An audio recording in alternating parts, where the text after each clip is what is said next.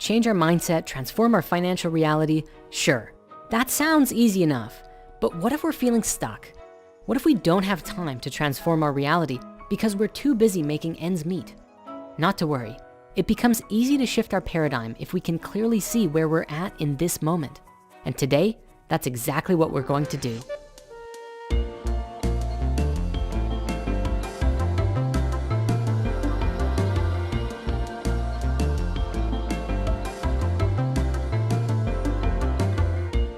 We all have different stories. You have your own set of unique experiences, beliefs, and ways of looking at the world. But that said, once you know your wealth archetype, it becomes very easy to focus in on what information will be the most useful to you. The 6 wealth archetypes are the caged lion, the chained magician, the hustling treasure hunter, the innocent prisoner, the castaway, and the unfulfilled king or queen. As we go through these, feel into which one resonates most with you. Starting from the top, picture that you are a caged lion, the king of the jungle, wild, fierce, born to hunt. But one day you were captured by hunters and put in a cage.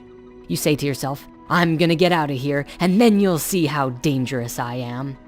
But over time, you grow tired and soon you are thrown a piece of meat. You try to resist because you are the king of the jungle, but you need to survive, and so you eat it. Day after day, month after month, you slowly become accustomed to eating the meat you're given. You're not starving, but you're never truly satisfied. You get trapped in this routine, and there's a voice screaming inside of you, frustrated, angry, and impatient. And then the doubt creeps in. I've been stuck in this cage for so long. Do I still have what it takes to hunt? What if I can't survive on my own? The caged lion is the frustrated 9-to-5 employee. These are the people who know they can provide for themselves and they can be successful in life, but that life has been sacrificed for the predictable routine, even though it makes them miserable inside. But what if I told you the key to unlocking the cage is dangling right in front of you? And sometimes the lion tamer leaves the door unlocked because he believes you don't have the guts to step through it. Well, let's move on to the next archetype for now, but we shall return. The second archetype is the chained magician.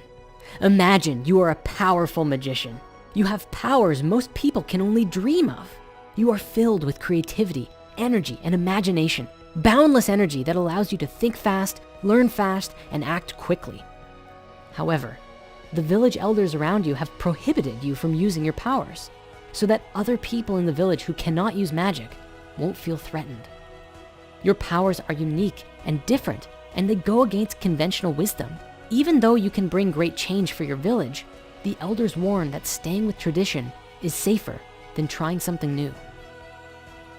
The chained magician represents all of the millennials and new generation of talent who feel suffocated and pressured by their parents and society. People who have heard their whole lives, play it safe. Nobody in our family has ever done that before. You can't make a living doing that. Get a degree, get a good job, get married, and buy a house. That's the life for you. And so on. Remember, going on your own path instead of what others have told you doesn't mean you don't love them.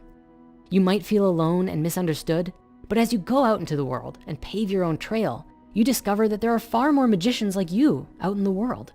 You can take off the chains anytime because the only one who can stop a magician is themselves. Next, we have the hustling treasure hunter who loves to go on adventures and find the next biggest chest of gold. They love the thrill of the chase, the allure of the new opportunity, going after the shiny objects in the sand. But it seems like finding treasure maps are far more exciting than the actual search for the treasure chest itself. When they find a new map, they exclaim, "You wait, once I find the treasure, I'll be set for life, and you'll be sorry that you missed out." However, as they follow the map, they realize it requires them to chart rough seas and uncompromising landscapes. And so they quit. They say, there's no treasure, the map lied, but don't worry, the next treasure map, the right one for me, is out there and I'll succeed on my quest. These are people with lottery mentality, believing that external forces are what determines success. They jump into the latest money-making schemes like Bitcoin, network marketing, dropshipping, day trading, and so on. They announce they've found the opportunity of a lifetime, but when it doesn't work out at first, they're quick to jump to their plan B, their plan C, and their plan D. If we recall Think and Grow Rich, however, we all face temporary setbacks, and we must be willing to persist through them to gain our wealth. The hustling treasure hunter can achieve such great wealth as long as they can follow their map to the end with passion, commitment, and love. The fourth archetype is the innocent prisoner. Imagine you were jailed for a crime you didn't commit. How would you feel if you had followed all of the rules, played by the books, did everything right, and still ended up a prisoner? These are the people who did well in school, got good grades, listened to their parents, maybe even earned a scholarship. Perhaps they became doctors, lawyers, accountants, engineers, but deep down, they aren't fulfilled. They appear successful on the outside, but inside they are stressed, burned out, and empty. Some even take antidepressants to aid their low-humming anxiety.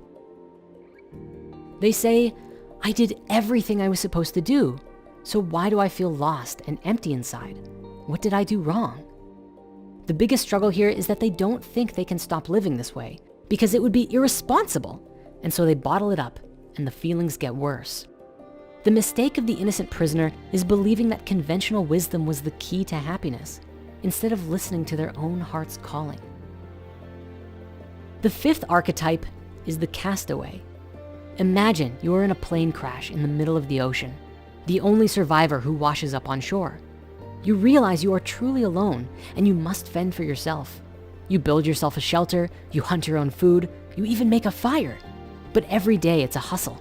You can't preserve food, so you're always on the hunt, always just surviving. And this routine becomes your life for years. The castaway is the struggling solo entrepreneur. You are starting your own business, but you feel alone. Every day is a struggle, hunting for food and water to survive. You're always on the lookout for new clients or fulfilling the jobs of others. If you get paid, you can afford to eat.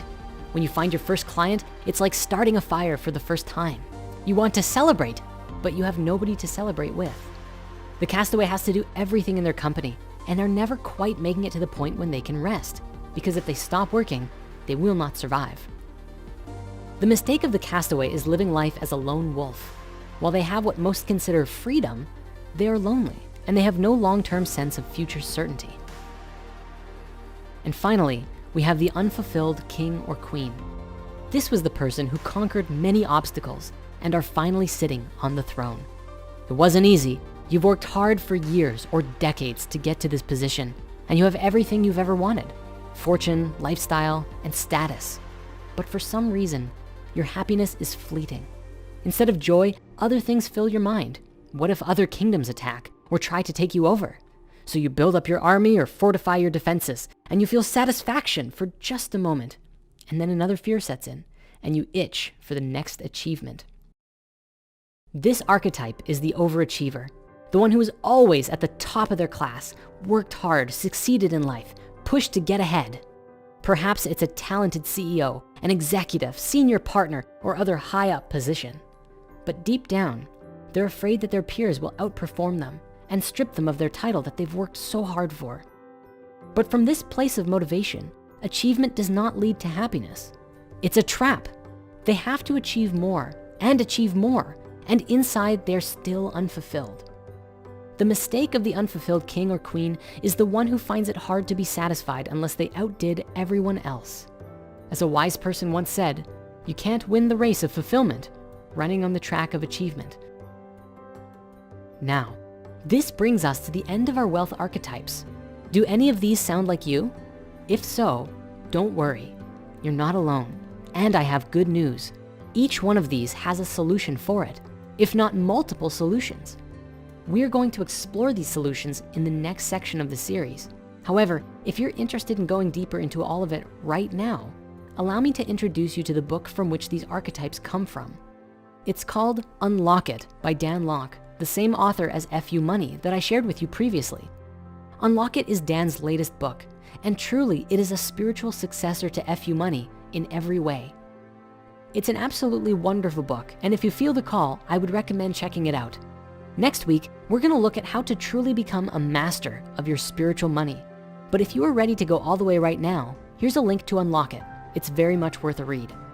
Thank you so much, and I'll see you again soon.